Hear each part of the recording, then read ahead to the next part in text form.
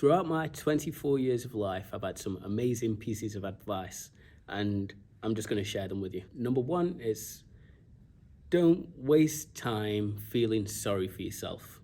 And I know it's easy to get into one of them pits where you can just circle around and spiral into this chaos of this has gone wrong, this has happened, what have I done to deserve X, Y, and Z? And that takes energy. And in this piece of advice, they said that same energy you're wasting on feeling sorry for yourself can go into making yourself feel better, more positive. Whether that's, I feel like I've gained weight, so then instead of sitting there and slumping and thinking, oh, I'm going to eat something because I'm stressed, you think, I'm going to spend half an hour doing press-ups, sit-ups, squats, whatever, and flip it on its head, where eating might help you feel less stressed, so while working out, it'll build that tolerance to stress.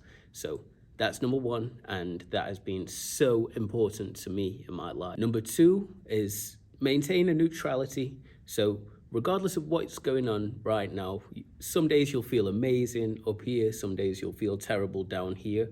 And the idea is that you keep this middle ground where even if things are going terrible, you're positive enough to sort of offset that and say, you know, although it's going terrible right now, I don't know what tomorrow might bring.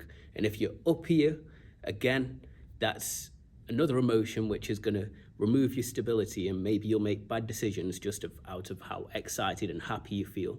And so the idea is that you'll try and neutralize yourself and just think, okay, well, I feel amazing now, but I best not get too up in case a down comes. So the idea is that you just maintain a middle ground. If you've done trigonometry and you're looking at a sine wave, you have this point in the middle between the highest peak and the lowest trough, and you just sort of, that's the average. It's the point in between the highest and the lowest, and just try and maintain that calm, relaxed balance, which allows you to deal with hard things and happy things.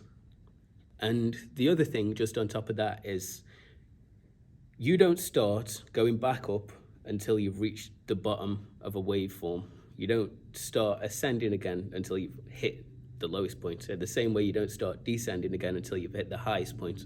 And so if you're able to just stay in the middle, you're going to have a much better time. And although your emotions won't be all over the place, well, that's the goal, that you've got control over your emotions. Finally, this great piece of advice is, if every interaction you have with a person, they leave thinking, oh, that went better than I thought, or that was more insightful than I expected, everything you touch will turn to gold.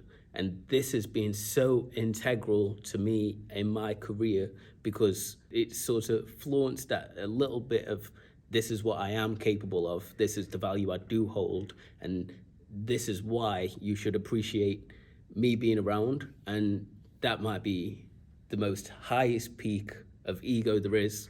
But what you find is that people gravitate towards you, people will come back, people will have respect and appreciate you. And when people have got them things, you become invaluable. So next time that person is thinking, oh, who could I get to help me with this? You're the first person that pops in the mind. It's just like branding. You don't want to necessarily have people going out their way to come and seek you out.